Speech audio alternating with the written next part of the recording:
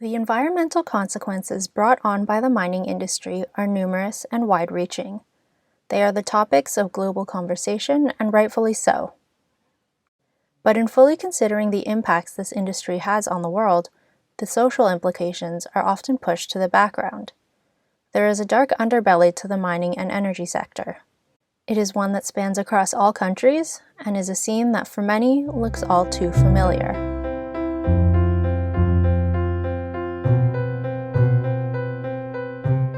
Throughout its history, the mining sector, with its relation to local and state governments, has often failed to both consider and acknowledge Indigenous land rights.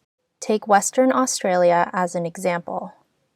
In early 2020, the mining company Rio Tinto destroyed a 46,000-year-old Indigenous site at Juukan Gorge in the Pilbara region in order to expand an iron ore mining site that was expected to extract over $100 million worth of iron ore.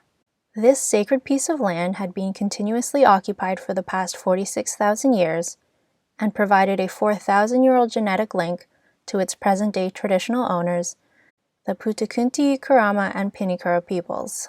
Numerous archaeological expeditions conducted following blasting approval from the government had collected over 7,000 artifacts from the site, some of which were over 40,000 years old. In addition, the site had been identified as being one of the oldest regions in the Pilbara area to show signs of human occupation through the last ice age, making it clear that it was of both archaeological and cultural importance. This sacred site was destroyed on May 24, 2020. And what makes this incident even more frustrating is that the destruction of this sacred site was technically legal, thanks to an outdated piece of legislation known as the Aboriginal Heritage Act, or AHA, of 1972. This act was originally created to provide the preservation on behalf of the community of places that are traditional to the original inhabitants of Australia. But it has since had a history of facilitating the destruction of Indigenous sites and has been used to fast-track mining and development.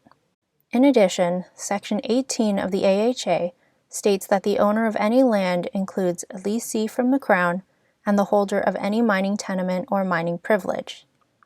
The rights of native title holders of the land in question are not recognized. In 2013, Rio Tinto received permission under this act to blast in the area.